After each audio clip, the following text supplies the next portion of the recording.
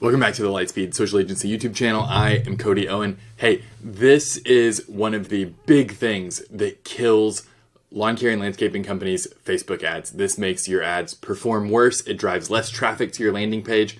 You can have the best landing page in the world that converts at a super high percentage, but if your Facebook ads convert at a bad percentage, if this is driving people away from clicking on your ads, the landing page doesn't matter. Right? So we're going back up closer to the top of the funnel here to examine this problem. Okay, so what I am talking about is using stock photography in your Facebook ads. Now, if you use a tool like Canva, like I've recommended a bunch of times here, it can be really easy to fall into the trap of, well, but there's this really great picture of a lawn and a house, and it just looks so much better than any photo I could take, right? That's what a lot of guys think. Now, here's the thing. It doesn't matter. Your best photo, your best attempt at taking a photo of a lawn you're proud of in your area is going to perform better than this stock photo. Now, let me tell you why. A lot of stock photography, for some reason, especially of houses and lawns, comes out of Eastern Europe. And it is super weird that that is where we source all of our stock photography. But that means that unless you're in the same climate zone as Eastern Europe, the trees are going to be wrong, right? The grass might be wrong, especially if you're in the south here and you're pulling turf grass stuff from a cooler climate zone. It's going to read wrong to people. They're not going to be able to tell you the species of grass is wrong in this photo, but they're going to know, right? It's going to read fake to them. And then you look like a True Green ad, right? Where True Green isn't particularly localized to your area, and it just makes you look like a big brand instead of a local business, right? So I want you to look local. I want people to get that good feeling of they're keeping the money in the community. They are supporting someone who's local to them. There aren't shareholders in your lawn and landscape company outside of, you and any partners you might have. This is a real local small business, and by supporting them, we're supporting each other, we're supporting our community. So we want your photos to read as real. And another way that they will read as real is that you're probably not a trained photographer, right? You're probably taking photos of jobs when you're tired at the end of the project. You're proud of what you've done. You snap a couple quick pictures on your phone. Hopefully they are, not super grainy. Don't take pictures after dark on your phone. But make sure that you're capturing photos of the work that you're doing. When you finish mowing a lawn and you look at it and you're like, dang, that looks really good.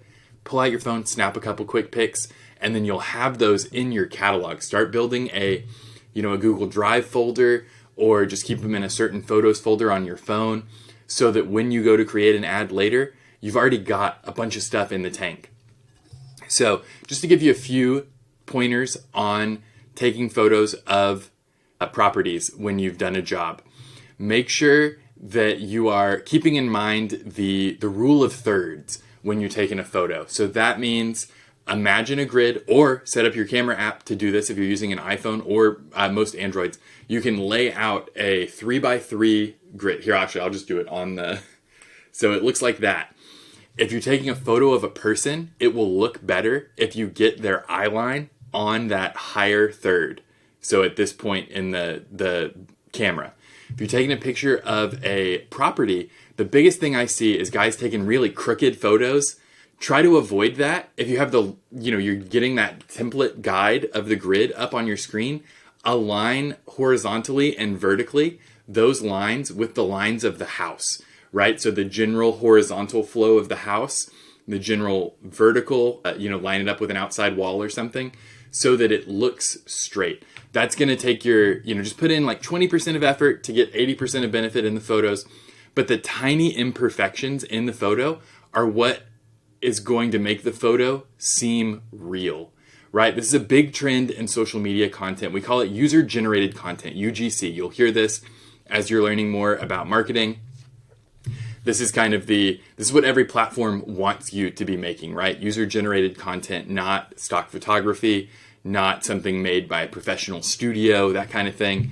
So when you're, like what you're watching right now is user-generated content, right? I'm just one small business. I'm a guy who records in my office to tell you a little bit about marketing. And if you have found any of these videos to be useful, or this one to be useful, please give me a like down below. Make sure that you are subscribed so that you get more tips about how to grow your lawn care business. So that said, the small imperfections in the content that you create, because you're not a professional photographer, you're taking the photos with your phone, those small imperfections are going to give you the air of authenticity.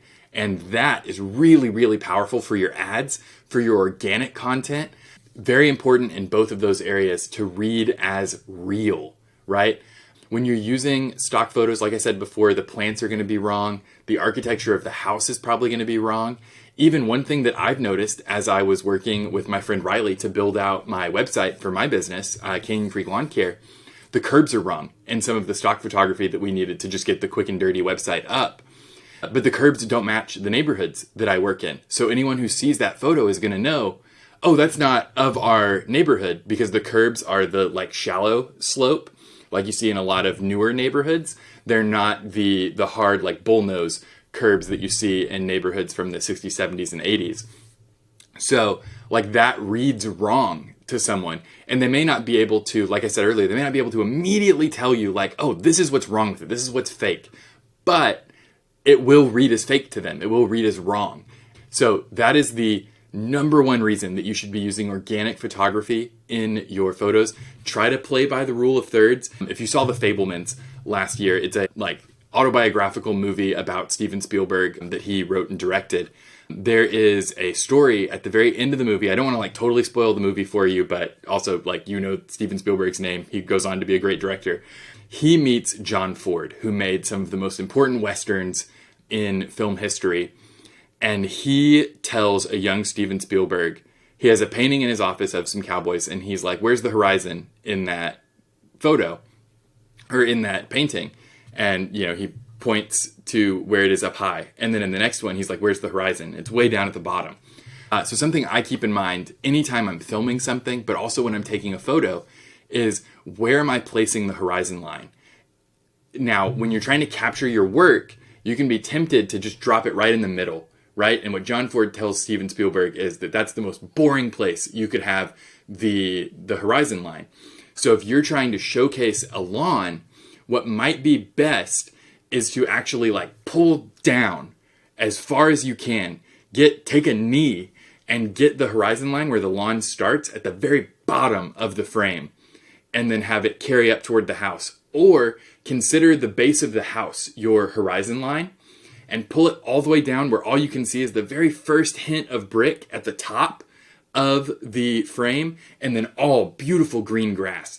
And when you're showcasing a project, identify that horizon line and put it at the very top of your shot and the very bottom. And you can take some with it in the middle. You know, sometimes a boring shot gets the job done and showcases what you're trying to show. But just consider that your photos can be dramatic, right? Everyone is creative. When I was in college, I worked for a nonprofit for a couple of years that put a big emphasis on this idea that when kids are young, when people are, 7, 8, 9, they start defining themselves as creative or not creative. And I think especially in the entrepreneur space, where we're so focused on building systems and working so hard, we have a tendency to not define ourselves as creative types. And so you might hear some of this and you're like, I don't have time to think about that. I'm not creative. Da, da, da.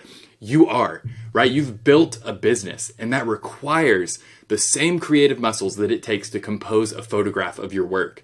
So don't fall into this trap of thinking that you're not creative. You can put in the effort. You can do a couple cheat sheet type things to make more interesting photographs of your work, and you will stand out from the other lawn care businesses in your market.